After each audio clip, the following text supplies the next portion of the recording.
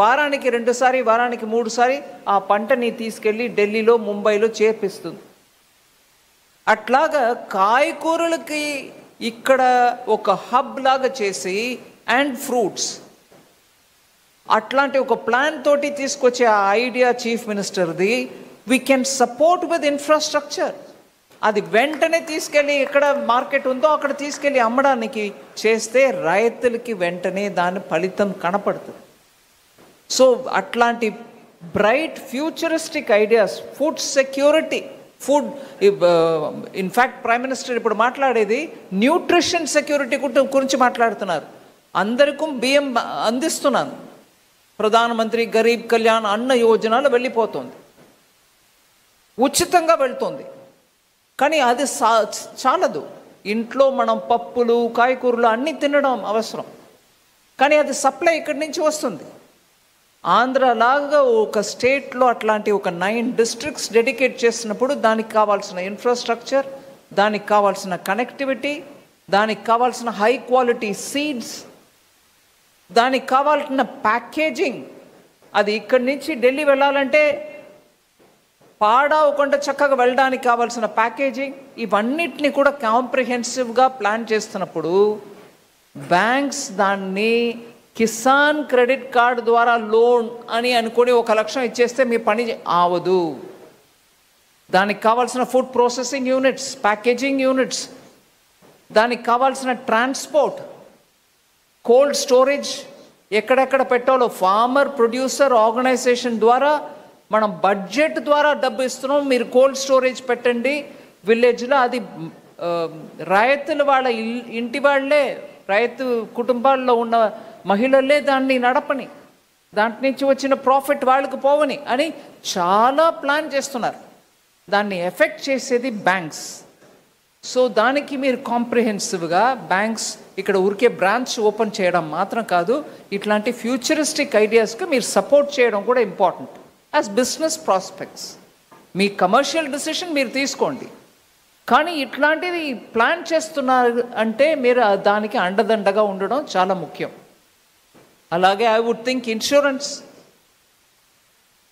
ఒక 2 years క్రితం ప్రధానమంత్రి గారు హర్యానా నుంచి లాంచ్ చేశారు బీమా సఖీ, LICకి ఇన్సూరెన్స్ కంపెనీ అన్నిటికీ మహిళల్ని ఏజెంట్గా గ్రామానికి పంపించి ఇన్సూరెన్స్ని ఇంకా ఎక్కువ కవరేజ్ ఇవ్వడానికి.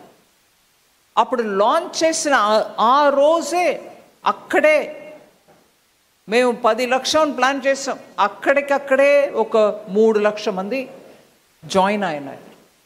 1 సంవత్సరం లోపల దాని రిజల్ట్ అద్భుతం. ఇన్సూరెన్స్ కవరేజ్ పోతుంది, ఆ మహిళలకి వాళ్ళ ఒక శాలరీ అంటే ముందు కమిషన్గా తీసుకున్నా కూడా LICలో 3 సంవత్సరం వాళ్ళ పర్ఫార్మెన్స్ని చూసుకొని వాళ్ళని పర్మనెంట్గా ఏజెంట్ రికగ్నిషన్ ఇస్తున్నారు మహిళలు. సో ఎన్నో ఇట్లా బ్యాంక్ అండ్ ఇన్సూరెన్స్ కంపెనీస్ ఇక్కడ రావడం వల్ల ఎన్నో ఇమ్మీడియట్ బెనిఫిట్స్ మనకు ఉన్నాయి. దాన్ని పూర్తిగా మన ఈ రాష్ట్రానికి, అమరావతికి అర్పించి ఈ స్టేట్ని బాగు చేయడానికి, ముందుకు తీసుకెళ్ళడానికి ప్రయత్నం చేయడం ముఖ్యం. దాంట్లో నేను ప్రధానమంత్రి గారికి నేను మాటికి థ్యాంక్ యూ చెప్పడానికి ఐఎమ్ డ్యూటీ బౌండ్. ఎప్పుడు ఆంధ్రప్రదేశ్ విషయం గురించి నేను వారి దగ్గర మాట్లాడటానికి వెళ్తే వెంటనే రెస్పాన్స్ చేస్తారు. ఏ ఒక్క ప్రాంతం కూడా మనం వెనకపడడానికి వదలకూడదు, నువ్వు క్లియర్గా ప్లాన్ చేయి. మళ్ళీ ఆంధ్ర విభజనం తర్వాత ముందుకు ఫాస్ట్గా వెళ్ళవలసిన స్టేట్, దానికి ఎంత సపోర్ట్ చేయాలో చెయ్యండి అని నాకు క్లియర్గా గైడెన్స్ ఇస్తారు. కాబట్టి నేను బడ్జెట్లో ఏదో ప్రయత్నం చేస్తున్నాను. అందువల్ల చాలా ముఖ్యమైన డెవలప్మెంట్స్ చాలా జరుగుతుంది. కానీ నేను ముఖ్యంగా ఒక విషయం చెప్పదలుచుకున్నాను. సీఎం గారు క్వాంటమ్ హబ్, అలాగే AI కోసం చాలా ఇక్కడ డిస్ట్రిక్ట్గా ITIస్కి బడ్జెట్, కేంద్ర బడ్జెట్ ద్వారా డబ్బు వస్తుంది.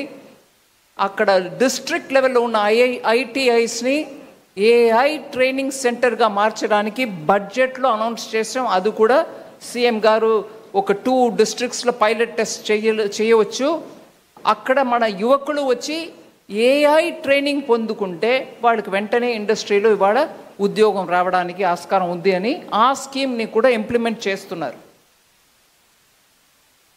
నిన్న మాట సందర్భంగా మాట్లాడుతున్నప్పుడు టెక్నాలజీ, ఐటీ ఇవన్నిటికీ మనం సైన్స్, ఇది క్వాంటమ్, ఏఐ ఇవన్నిటిలో చాలా ముందుకు వెళ్తున్నాం, కానీ కోర్ సైన్సెస్లో కాన్సన్ట్రేషన్ ఉందా అని లోకేష్ గారు అడిగారు. దానికి కూడా ఇక్కడ జవాబు ఉంది అని చెప్పడానికి వస్తున్నా. సీఎం గారి దగ్గర ఆ మాట ఒక రెఫరెన్స్ చెప్పాను. స్కూల్ పిల్లల టైం నుంచి ఆస్ట్రోఫిజిక్స్, మనం స్టార్స్, ప్లానెట్స్ గురించి, ఆకాశం గురించి మాట్లాడుతాం. నాకు బాగా గుర్తు, మా ఫ్యామిలీలో 3-4 జనరేషన్స్ మెమరీలో చెప్పేది. ఒకప్పుడు బెనారస్కి వెళ్ళి సైన్స్ చదవాలని ఉండేది. మా గ్రాండ్ ఫాదర్ టైంలో నాకు చాలామంది ఆ జనరేషన్ గురించి మాట్లాడుతున్నప్పుడు చెప్పేవారు. ఆంధ్ర నుంచి ప్రెసెంట్స్ బెనారస్ హిందూ యూనివర్సిటీలో ఎప్పుడూ డామినెంట్గా ఉంటుంది. అప్పుడు ఎక్కువ యూనివర్సిటీస్ లేనప్పుడు ఏ సబ్జెక్ట్స్లో ఉంటాయి? సైన్సెస్లో ఉంటాయి. ఆంధ్ర సైన్సెస్కి పేరెత్తిన ఒక ప్రాంతం. ఇప్పుడు ఐటీలో చాలా కాన్సన్ట్రేషన్ పోతుంది.